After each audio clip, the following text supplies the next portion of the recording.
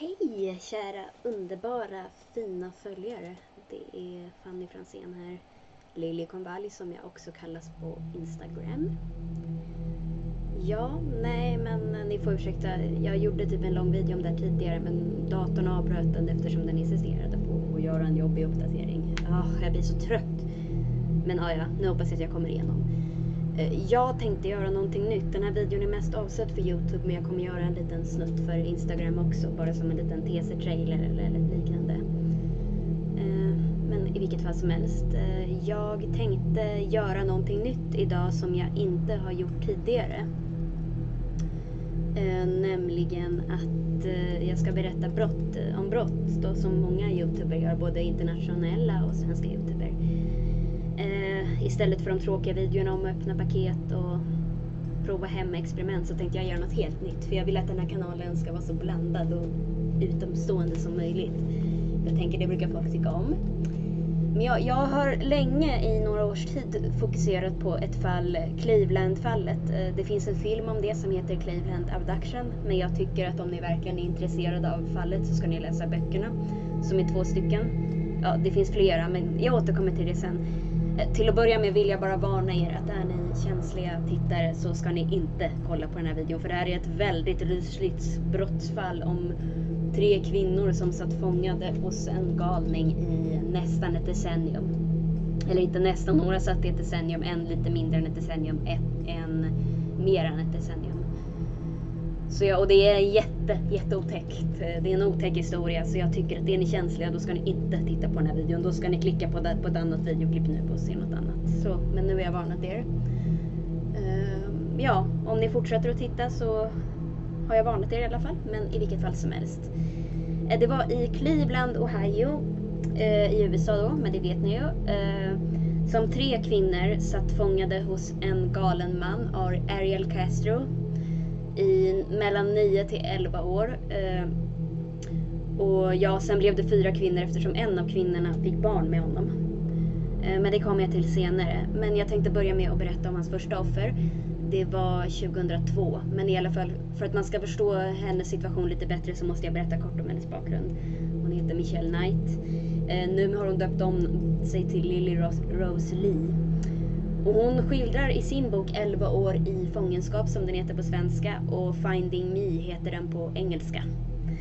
Att hon växte upp i väldigt vulgära omständigheter i typ västra Cleveland som är enligt henne en väldigt utsatt ort, eller ett utsatt område rättare sagt. Så hon växte upp där och hon skildrar i grunden en uppväxt att det finns ingen kärlek, det finns inget omtyck. Man bara existerar. Alltså, som jag förstår så vet hon väldigt lite om sina föräldrar.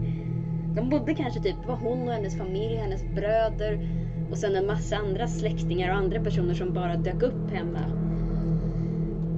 De kunde inte bo typ 15 personer i en husvagn. Och hon skildrar att när man pratar om fattiga områden på tv så känns de liksom som fina områden jämfört med hennes område som är, man kallar den, ursäkta språket, det är inte så att jag tycker någonting, jag bara säger det som det kallas, men man kallar steget under arbetarklassen för white trash på engelska. Det är ett förfärligt uttryck tycker jag, men det är det man kallar det. Hon skildrar sin uppväxt i white trash där man i grunden bor i husvagnar och knappt har el och vatten, man eldar, man lagar mat i soptunnor som man eldar i. Det är den nivån som hon växer upp i. Och ja, det är ju en sak att växa upp så, men alltså som jag förstår det fanns ingen kärlek. De ville bara ha henne hemma när hon var i tonåren så att hon kunde ta hand om de yngre barnen. Det var det enda liksom. Och så det är verkligen en bok som skildrar just det där att kärlek, ett liv utan kärlek, man bara finns på något sätt. Och det är på den nivån eftersom de inte har rinnande vatten vill ingen klasskamrat sitta bredvid henne för hon luktar så illa. Och det är rysigt. Jag tycker ni ska läsa boken. Men i vilket fall som helst för att komma till saken. Hon var hemlös en kort tid som 15-åring för att hon hade rymt hemifrån för att hon inte stod ut med en släktings övergrepp och våldtäkter om och om igen. Så hon bodde som det hemlös i några månader vad jag vet. Förfärligt. Men i alla fall, enligt hennes bok så blev hon gravid, träffade hon en kille som hon fick barn med. Men Verkligheten var tyvärr inte riktigt så. Hon blev gruppvåldtagen och blev gravid. Och det är rysligt. Hon har råkat ut för mycket skit och elände, Michelle. Skildrar också hur hon utsattes för övergrepp och våldtäkter redan vid 5 års ålder av släktingar. Så det är förfärligt om jag ska vara rak på saken. Men hon blev gravid och fick en liten pojke som heter Joey. Och hon älskade sin son. Hon tyckte att hennes son, det var hennes allting. Det var det viktigaste som fanns för henne. Så det blev ändå bra till slut på det sättet att det blev en bra relation de två. Men då bodde hon hos sin mamma med mammans tokiga killen. Pappan stack i tonåren senare. Och det är ingen som vet vad han är, men hon bodde hos mamman och hennes kille då. Och Michelle jobbade som bara den på att kunna försöka få jobb. Men det var inte så lätt eftersom hon inte hade gymnasiebetyg, high school grades. Och det här är jätterysligt, men så här gick det till. Är ni känsliga så får ni spola framåt lite. Men en dag kom hon hem och då av någon anledning så mammans kille bröt benet med händerna på hennes sons ben med händerna.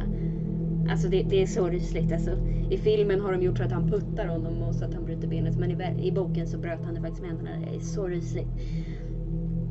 Och då blev han inlagd och då sa SOS att så här kan det inte vara. Så de tog Joey ifrån henne och sa att hon kan få tillbaka honom på villkor att hon skaffar sig nytt boende och nytt jobb. Och då flyttade hon in hos en släkting och lite så. Hon kämpade för att försöka få tillbaka vårdnaden om sin son. Sen en augustidag 2002, hon var väldigt ung. Hon var mellan 21 och 20 var hon då. Hon var 21 år när hon skulle ha möte på socialkontoret och då var det bestämt att hennes mamma skulle köra dit henne, men mamman fick förhinder och ställde in. Och Michelle hade ju nästan inga pengar alls. Så hon hade av någon anledning jag inte förstod tackat nej till socialtjänstens skjuts till ålderdomshemmet. Socialkontoret menar jag. Där hon skulle på möte, ett jätteviktigt möte för att få tillbaka sin son Joey. Så då virrade hon runt lite på stan. Hon hade fruktansvärt bråttom. Det var väldigt varmt och hennes glasögon hade gått sönder. Hon kunde inte läsa adressen så bra. Ja, nu kommer jag till saken. Då sprang hon in i en dollar store och frågade efter vägen. Och då, det handlar verkligen om att vara på fel ställe vid fel tidpunkt. Men det var ingen i affären som kunde hjälpa henne och då kom en man gående och sa att jag vet var den här adressen ligger. Och det var nämligen så, och det var ju Ariel Castro då. Och det var nämligen så att han var inte en fullkomlig främling för henne utan hon var väldigt bra kompis med en av hans döttrar, Emily Castro. Så hon litade ju på honom då. Så hon hade ju så fruktansvärt bråttom. Så då tänkte hon det. Men hon säger han erbjöd sig att skjutsa dit henne. Han kan ta henne dit snabbt så att hon kommer i god tid till mötet och så. Och sen plötsligt i bilen så lockade han henne till du kan få träffa dotter Emily om du vill. Jag kan ordna så att ni får gå ut och shoppa ihop. Och så hon blev ju lite misstänksam och sa att jag vill gärna ringa Emily. Och då sa han, men Emily i skolan, du ska inte störa henne. Och så kommer de hem och det är kvarter Seymour Avenue som var känt som ett spansktalande väldigt utsatt kvarter som Ariel Castro bodde.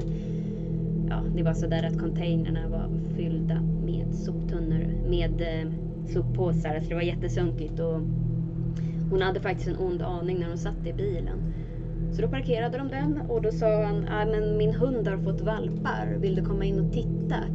Din son Joey kanske vill ha en valp. Och Michelle var ju skeptisk, hon hade fruktansvärt bråttom, men han hade lovat henne att det skulle gå bra. Eller att han skulle köra dit henne i tid. Och Michelle var jätteskeptisk men gjorde då det misstaget hon skulle ändra för all framtid. Sa ja, okej då. Och hon skildrar när man kommer in i hans hus på Seymour Avenue att det är fruktansvärt sunkigt. Det ligger sopor och skräp och allt möjligt överallt. Sen så tar han upp henne på övervåningen i ett rosa rum. Och det är där som han smäller igen dörren med ett bang. Och då skriker han åt henne att om du rör dig ur fläcken dödar jag dig. Och det är så rysligt. Och då hänger han faktiskt upp henne i taket med olika snören. Med typ så här gummisnören. Och han hänger upp henne i taket och stoppar en strumpa i munnen och tejpar för. Och hon hängde ju då där i 3 dygn. Och hon skildrar, där, i boken är det här eller i filmen är det här väldigt förmildrat. Men i boken är det annorlunda. Eftersom att hon... han har radion på högsta volym så starkt att det ringer i trumhinnorna. Och hon hänger där och ibland så ger den här plastkabeln eller vad det är trycker så pass hårt runt halsen så att hon får syrebrist och förlorar medvetandet några gånger. Och hon kissar på sig ett antal gånger. Så det är förfärligt. Och sen när han tar ner henne så vägrar hon att äta någon McDonalds-macka och sen stänger han in henne i källaren där hon är bunden med buntband bakom ryggen och hon har en hjälm och en strumpa i munnen han har tejpat för. Och hon sitter där, hon vet inte ens själv hur länge, men ett par dygn, för hon skildrar hur hon några dagar i veckan kan höra musik på övervåningen när bandet här och hon vet att bandet kommer dit varje helg, så då visste hon att det var helg. Men hon sitter där och han kommer ner i omgångar och försöker mata henne och våldtar henne. Det är så rysligt, alltså det är så fruktansvärt rysligt. Och sen senare får hon flytta upp till ett rum där hon hålls fastkedjad på en sunkig madrass. Och hon skildrar det, hon får inte duscha på 8 månader. 2 andra tjejer som också är med, Amanda Berry som jag nästa offer skildrar att han tog alla ens rättigheter ifrån henne. Ens rätt att duscha, ens rätt att äta, ens rätt att gå på toa. Så hon är fastkedjad naken på en madrass så att hon skildrar att hon har, och så småningom får hon någon liten trasa eller väldigt liten filt som hon kan täcka över med. Hon ligger där blåfrusen. Hon är bara varm när han är inuti henne, men hon fryser hellre ihjäl än att utsätts för det. Det är så förfärligt alltså. Och hon är ju fastkedjad också, för han kedjade fast dem och låser in dem. Och i filmen är de som tur är mer påklädda, men i verkligheten bara annorlunda. Det är det som är så rysligt. Och skildrar att det är så smutsigt i rummet att spya på golvet märks inte. Det är liksom smutsigt på den nivån. Det var säkert som att bo på en soptipp. Och det här är också... Jag har varnat er flera gånger, så nu får ni... Ni ska inte säga att jag inte varnade er, men han tvingade henne genom illegala aborter. Alltså det är förfärligt. Några gånger blev hon faktiskt gravid. Och då slog han henne i magen i en metallhantel så att fostret rann ut. Och så svälte han henne. Alltså det är så förfärligt. Jag vill inte ens föreställa mig den där smärtan. Och fy fan. Förlåt, man ska inte svära, men det är så rysligt. Alltså. Och det tragiska i Michelle fall, att hennes familj anmälde henne faktiskt som försvunnen. Men man trodde att hon hade rymt frivilligt, så det var inget mer än så. Det var inga anmäld saknad skyltar eller någonting. Det var ingen som letade efter henne. Och det är så tragiskt. Och så hon bor då med honom ensam då i fastkedjad 9 månader. Och hon skildrar våldtäkt 2-4 gånger om dagen. Sen då i april 2003 kommer hans nästa offer, Amanda Berry. Hon är väldigt ung. Hon försvinner dagen innan sin 17-årsdag.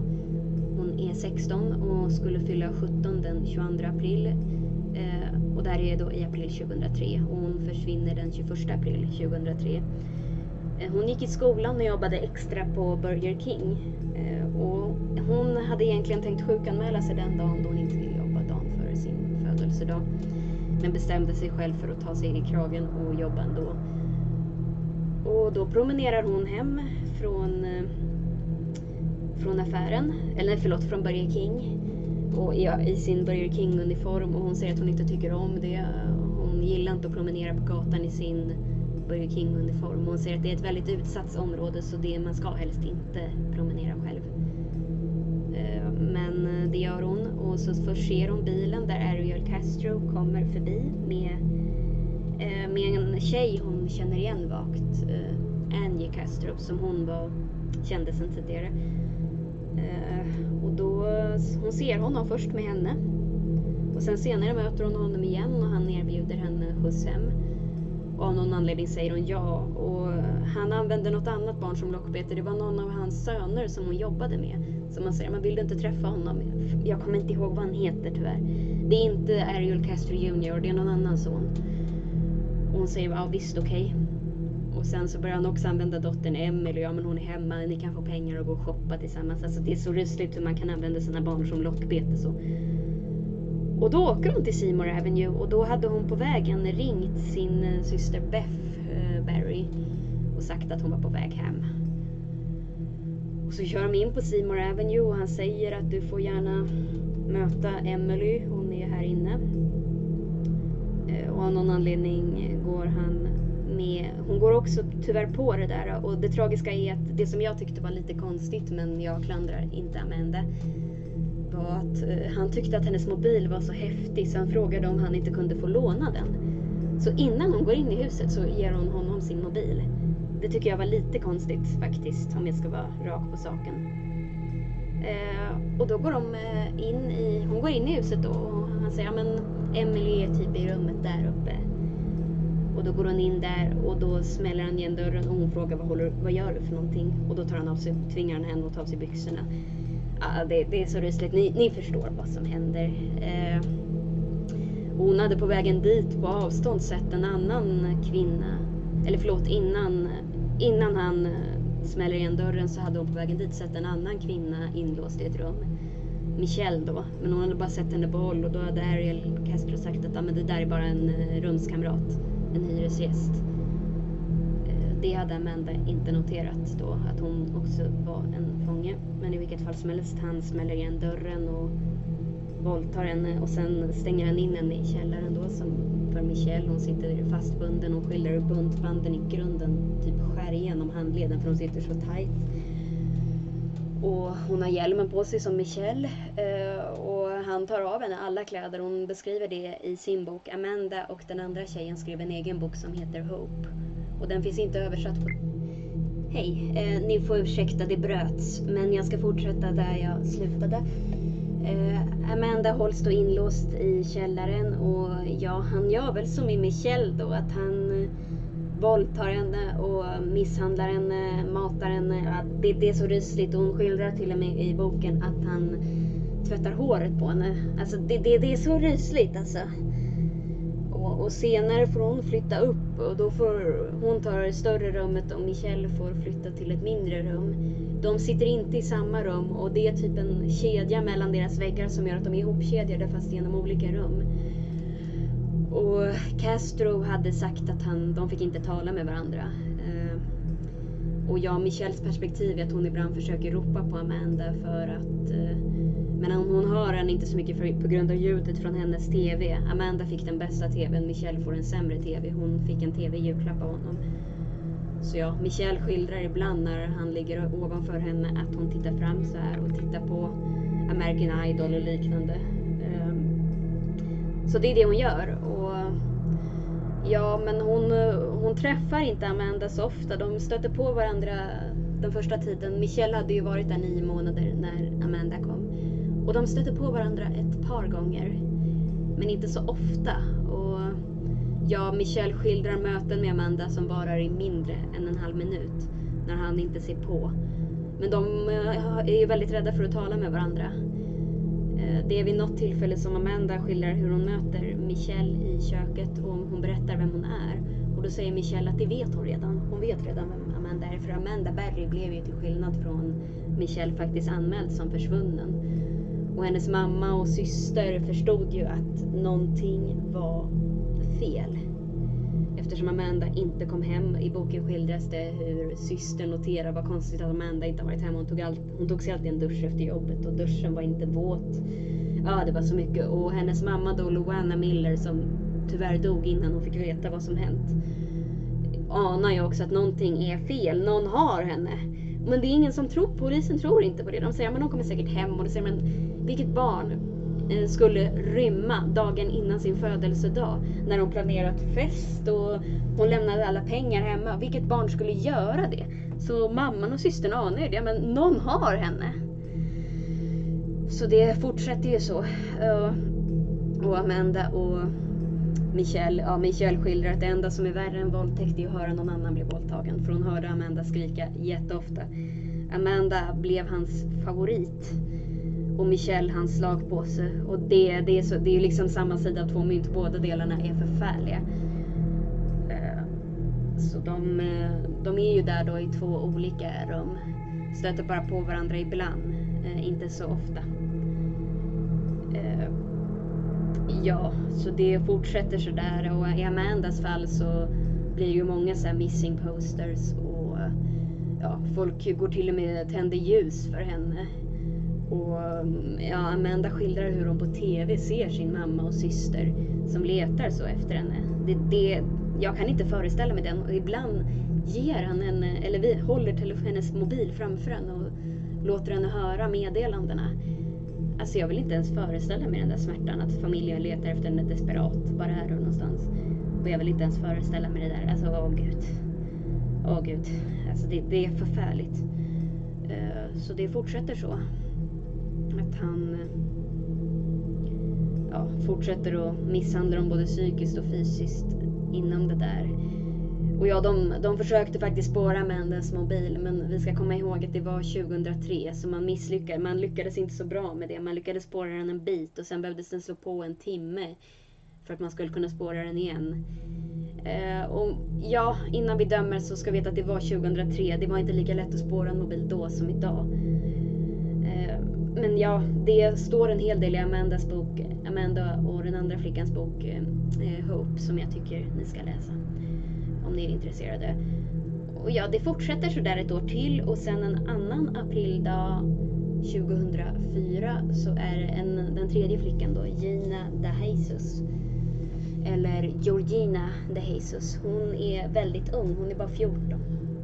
Och hon är precis som de andra två också vän med en av hans döttrar. Hans andra dotter. Vad heter hon? Arlene Rosie Castro. Men hon använde båda namnen. Så hon är väldigt nära vän med Arlene. Och även här så är det mycket små detaljer som spelar in. Gina går i någon specialskola då hon inte läser så bra för sin ålder. Men det börjar gå bättre för henne nu så hon kanske kan få flyttas upp till vanlig skola snart. Och ja, hon skildrar i boken att hon hade inte hon var så hungrig efter att ha köpt lunch. Hon var fortfarande jättehungrig så då använde hon pengarna till bussbiljetten för att köpa en påse potatischips. Och då inser hon att då måste hon gå. Det är kanske 2-3 mil hem men hon har inget val, hon måste promenera. Så då möter hon sin bästa vän Arlene på hemvägen. De var väldigt bra kompisar. Och de planerade då om de skulle hitta på någonting, men det går inte för Gina har utegångsförbud. Hon får bara gå i skolan efter att hon har tjuvrökt på sitt rum. Eller hon har blivit påkommen med att hon har tjuvrökt på rummet. Så då skulle tydligen Gina ringa hem och fråga sin mamma om hon fick ta med Arlene över. Och det gick inte, hon sa nej och då skildes de åt. Och Gina fortsätter att promenera hem, men då möter hon Castro som frågar om hon har sett Arlene. Ja, hon gick för några sekunder sedan, hon är väl där borta någonstans. Och då säger han, kan du inte hjälpa mig att leta efter henne? Och då säger Gina, ja men hon gick ju för typ några sekunder sedan, hon kan inte vara långt borta. Ja men snälla, kan du inte hjälpa mig, säger Ariel då. Och då... Ja, då gick hon med på det och ja, hon var 14. Det var inte så lätt. Och man tänker, ja men jag känner ju Arlene. Varför skulle hennes pappa vara ond liksom? Och sen så kör han och sen så säger Gina, men vänta, här ska du svänga. Men då fortsätter han att köra och säger, ja men jag ska bara hem först och hämta en sak typ. Göra några ärenden och min dotter Emily är troligtvis hemma ifall du vill träffa henne. Hon kände inte Emily så bra, men hon tänker väl okej då. Och då åker de in i området och precis både med Amanda och Michelle hade han låst grinden varje gång de kommit in. Och då hade han sagt att men det är så utsatt område, någon kommer att stjäla min bil. Och det var en sån där bil Michelle hade fått ond aning på att den gick inte att låsa. Det gick inte att öppna ena dörren inifrån. Och det hade Michelle reagerat på. Och då säger han att jag ska bara hämta lite saker. Och sen så ropar han plötsligt på henne och säger, men jag har en jättetung högtalare, kan du hjälpa mig att bära den? Och Gina säger bara okej. Så då går hon in. Och så hennes variant är lite annorlunda, det är lite oklart där. Men hon sätter sig typ i köksbordet och helt plötsligt blir han aggressiv och vill tafsa på henne. Hon säger åt honom att sluta. Och då blir han ju sådär aggressiv och hotfull igen. Och så, ja, hon blir också instängd i källaren som Amanda och Michelle. Och grejen med Gina, att Castro blev väldigt chockad när han fick höra hur ung Gina var. Han hade inte alls tänkt kidnappa henne. Han blandade ihop henne med en annan flicka som jag inte kommer ihåg namnet på tyvärr. Så han blev jättetagen. Ja, men 14. Man får inte ligga med en 14-åring. Det är olagligt liksom. Men hon är ju ändå fullt utvecklad. Men det är så rysligt. Så han stänger in henne i källaren och hon våldtas ju. Och liknande där. Och senare får hon komma upp igen och titta på tv med honom. Inte senare samma dag, men kanske några dagar senare eller några veckor senare så får hon komma upp igen och titta på tv med honom. Och då är hennes mamma på CNN News. Och då... Ja, jag kan inte ens föreställa mig den där smärtan alltså. Och då... Senare börjar han prata med Amanda Berry. Och då frågar han på tv då. Och då frågar Gina om inte han har henne. Och då säger han först nej. Men hon tror inte på honom. Och sen senare, men okej, jag har henne. Och då visar han henne bara i ett rum. Där Amanda då ligger fastkedjad och tittar på tv. Men hon får inte se Gina. Av någon anledning. Och sen säger han att han har en till flicka som heter Michelle. Och då visar han henne Michelle som också ligger fastkedjad och tittar på tv. Ja, det som jag tycker var så tragiskt var i boken skildras det liksom när han frågar hur det oskuld och bara, men det är väl klart, jag är 14. Och det tycker han är jättehärligt. Han tycker, men det är ju dubbelpoäng för mig. Och så våldtar han henne. Alltså det är så förfärligt. Det är väl allt jag kan säga. Liksom, det är så rysligt och förfärligt. Och som jag förstår det så hölls de 3 flickorna fastkedjade i olika rum. Och Gina hade inte hört talas om Amanda Berry tidigare. Det hade hon inte. Och Michelle var ju inte anmäld som försvunnen. Dock så anade både Michelle och Amanda att när de såg Gina på tv att han troligtvis hade tagit henne också. Och det, hon är så där att hon vill elda upp hans hus i tron om att bli räddad. Och då säger han, om du är snäll så låter jag dig träffa någon av tjejerna. Och en dag så får hon träffa Michelle då, men då säger han, du får inte välja, du får inte säga vem det är. Du får säga att du är Arlene. Och då säger han, nej jag vill inte säga att jag är Arlene, hon är 13, jag är 14, jag kan inte få säga att jag är Emily. Och då säger han, visst, jag bryr mig inte. Och då får hon träffa Michelle, men Michelle känner ju redan Emily så hon vet ju att det inte är Emily. Jag tror Michelle förstår precis. Hon vet vilka båda är. Och sen med tiden, Ginas tro är att hon och Michelle blir fastkedjade tillsammans i ett litet rum och får dela på en madrass. Och det är Gina tror att det beror på att hon har hotat med att bränna ner hans hus. Så det är därför hon får en rumskamrat. Så de får dela på en madrass och Amanda hålls i ett annat rum. Ja, de är fastkedjade i varandra i grunden, så det blir väldigt mycket där att de får lära sig göra väldigt. Han hade bara ställt in hinkar åt dem. Och då blir det så att de får lära sig göra väldigt privata saker framför varandra. Och de har ju inte särskilt mycket kläder om man säger så. Och de fick inte duscha särskilt ofta. Gud. Men de skildrar ändå livet på madrassen nu de hålls fastkedjade. Och ja, Michelle tar ändå en hel del för att Gina ska slippa våldtäkterna. Så Michelle tar en del där för Ginas skull. Men annars så, det är lite olika perspektiv där. Michelle skildrar ju att hon vet inte så mycket om Amanda eftersom henne höll hon mest för sig själv. Så hon vet ju mest om Ginas perspektiv då. Och Gina säger att hon är ju mest med Michelle så hon vet inte jättemycket om Amanda. Och Amanda skildrar i sitt perspektiv när hon är i en rum att hon saknar att prata med någon. Samtidigt verkar hon inte vilja vara med de andra tjejerna riktigt. Ja, det är lite speciellt i boken hur hon skildrar att hon saknar att prata med någon annan än El Castro. Han våldtar ju henne jättemycket. Hon är hans favorit.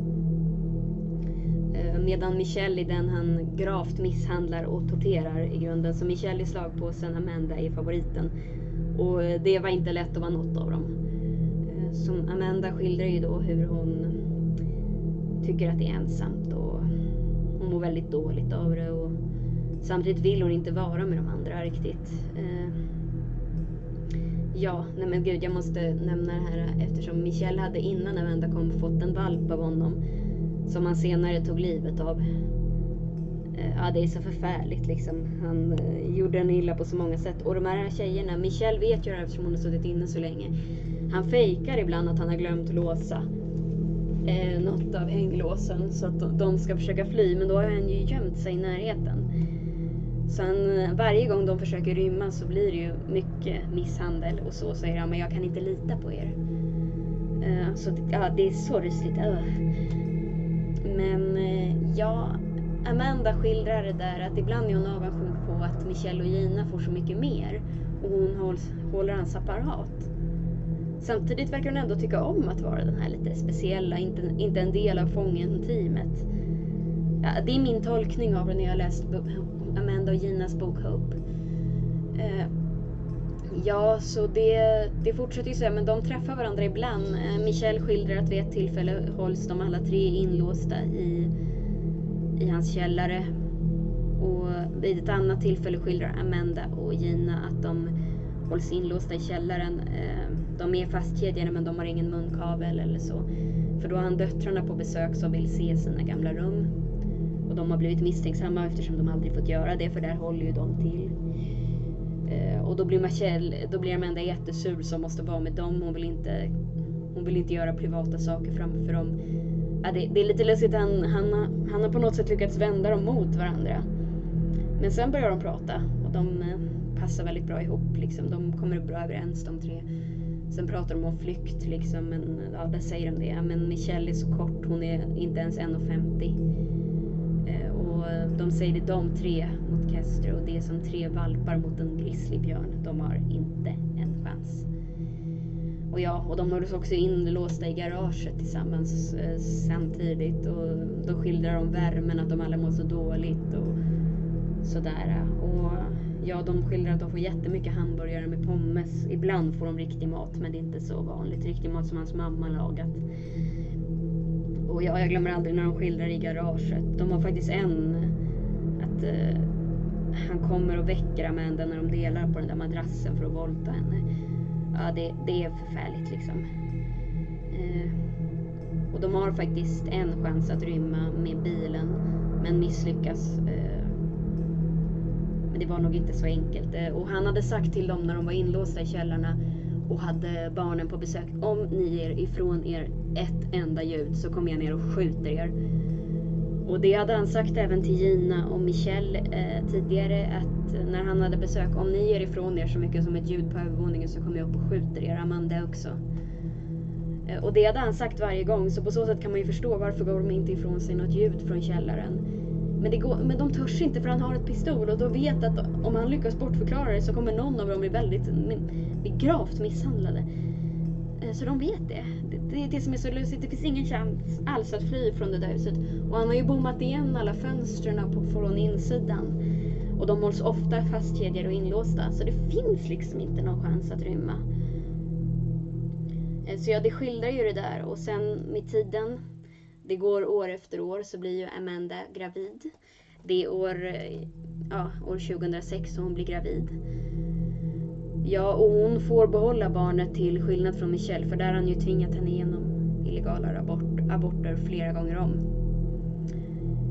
Men han går med på att hon får behålla barnet, men att han troligtvis inte kommer att låta henne behålla det sen, utan att han kommer att adoptera bort eller lämna det utanför kyrkan eller något. Och då blir Amanda väldigt ledsen, men hon hoppas ändå på att han ska ändra sig när barnet föds. Så det föds ju då på julafton, den 25 december 2006 så föds ju då barnet. Och då måste Michelle komma ner och hjälpa Amanda, då hon har fött barn tidigare och har hjälpt till med förlossningar förut. Och då lyfter han över skrikande Amanda från sängen till en hård plastpool. där, så att hon inte ska blöda ner hans säng. Och ja, de bor ju redan bland sopor i grunden. Det är så smutsigt där. Alltså det är råttor, det är kackerlackor. Alltså han kastar bara ut råttgift över rummet för att hålla möss och råttor borta.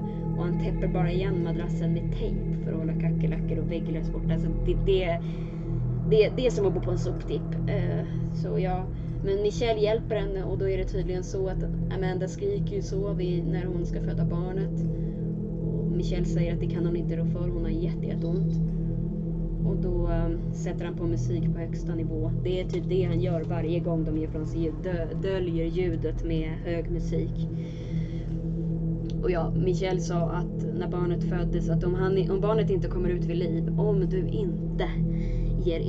du inte ser till att barnet andas, då kommer jag skjuta dig.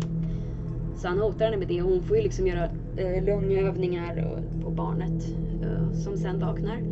Det är en liten flicka då som de döper till Jocelyn Berry då.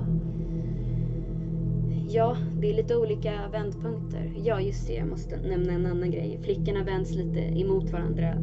Typ Gina skildrar hur hon hör när Amanda är gravid att Amanda bara kräks.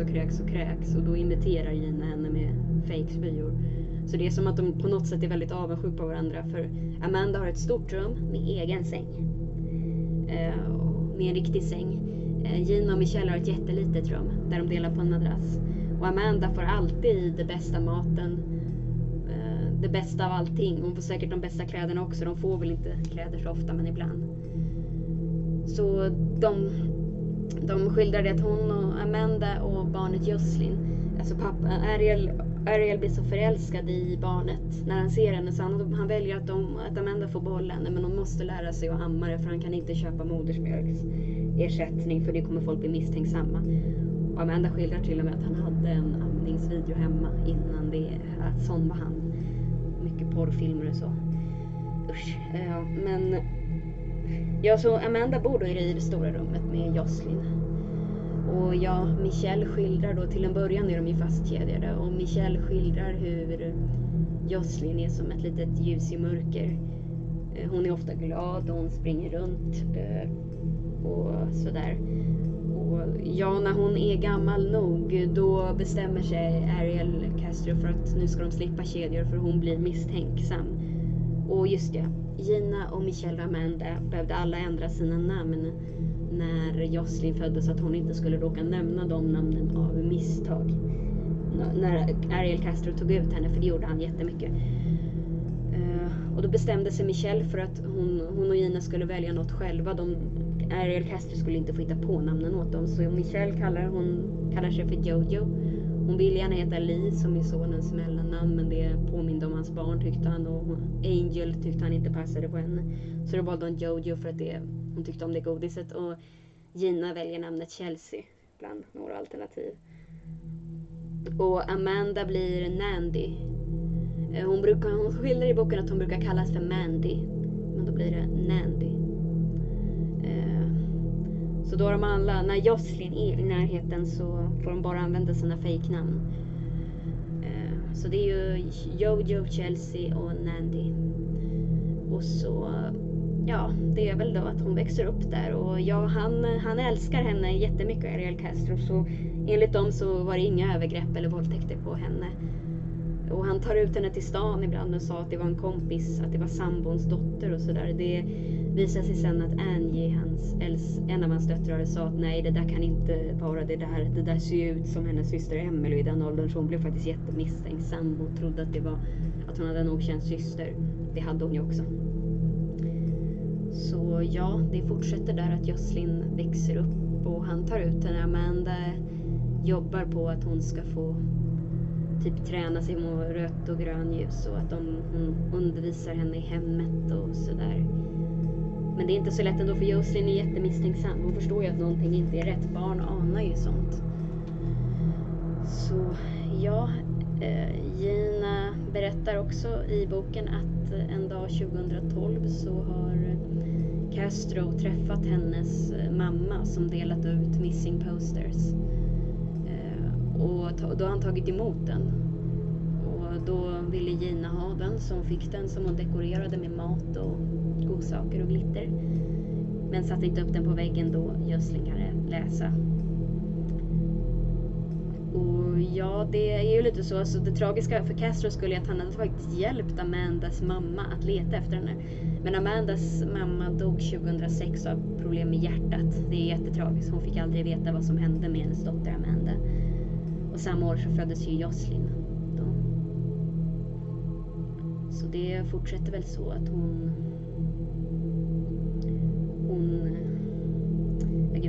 det fortsätter ju så att de anmäler varje år, så blir de påmända med, så går folk ut med att Amanda och Gina saknar sömn och att folk älskar dem och ja. Men så går han fram till Michelle och säger att ingen tänder ljus för dig, ingen saknar dig, ingen bryr sig om dig.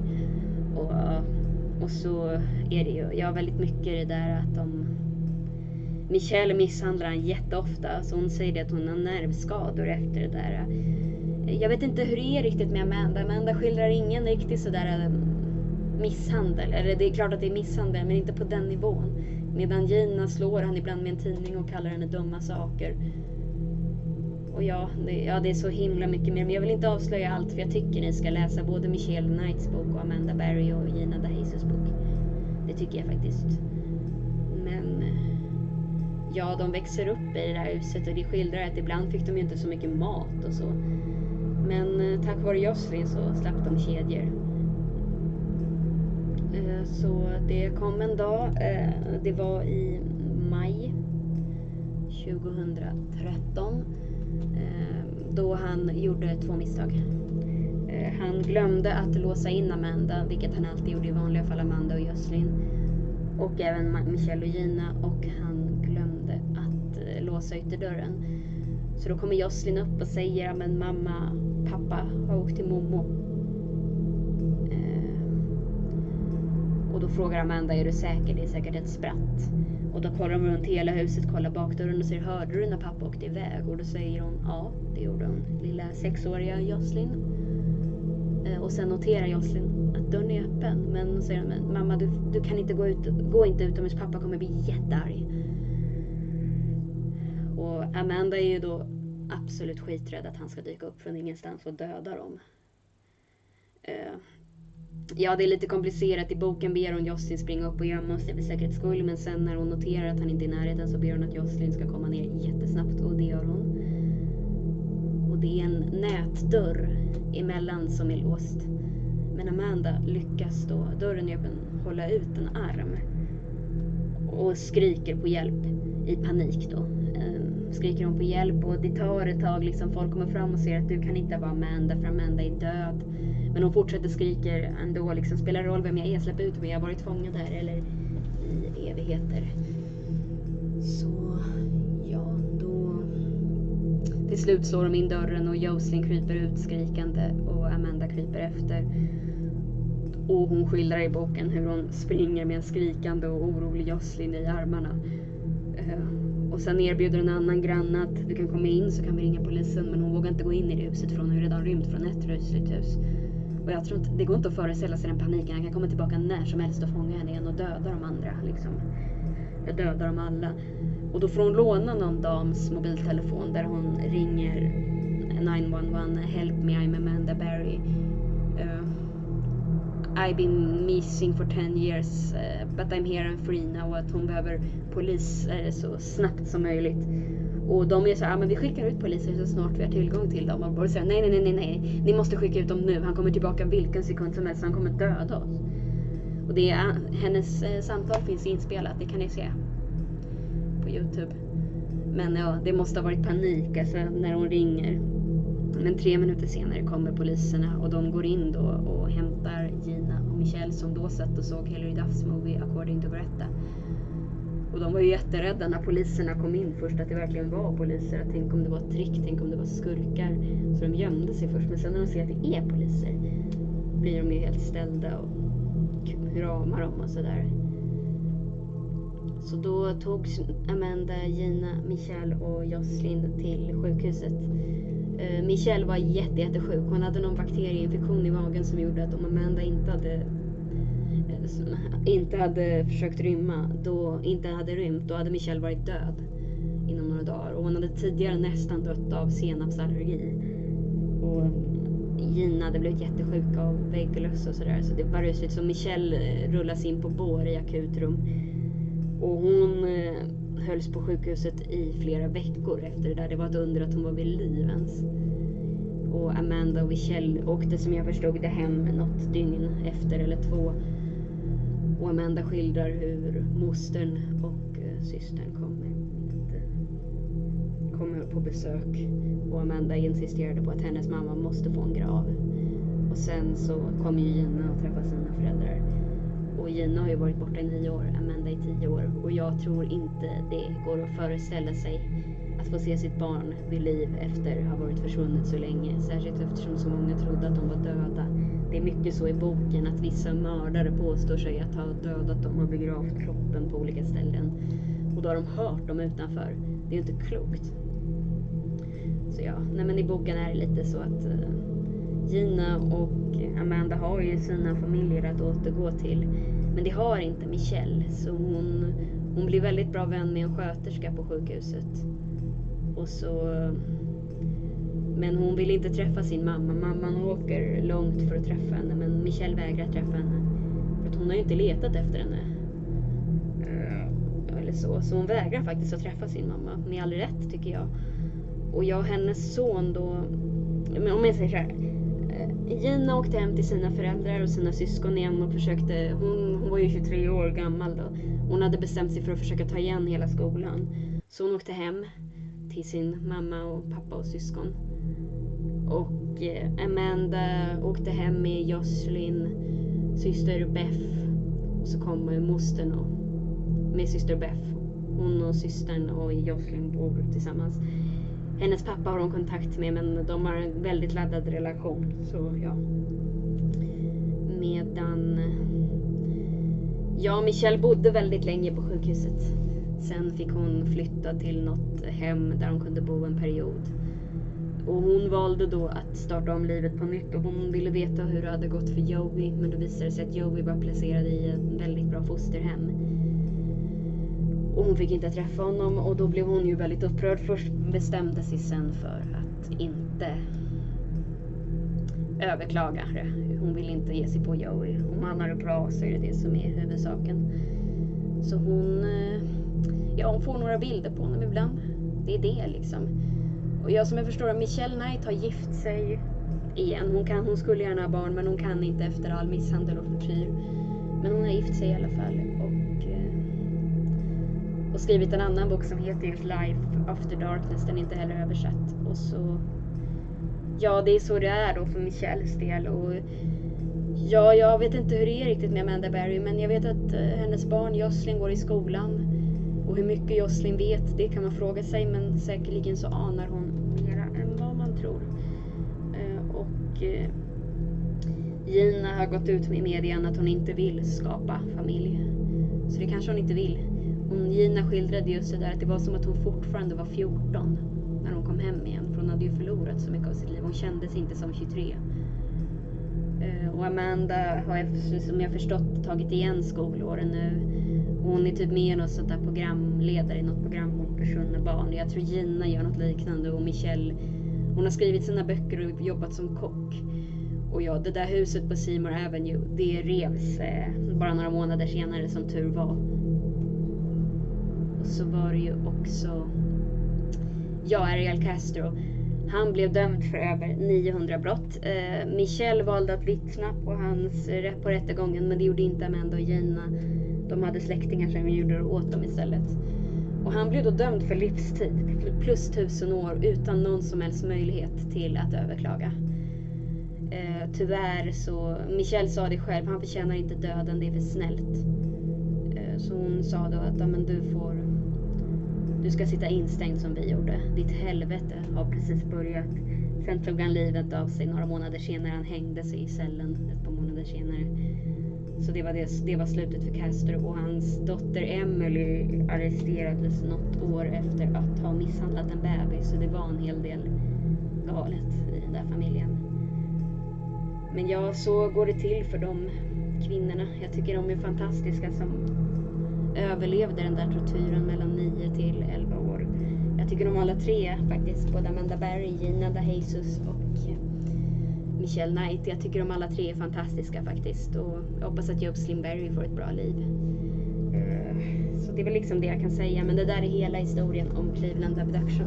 Det finns andra böcker också. Bland annat The Lost Girls av John Glatt.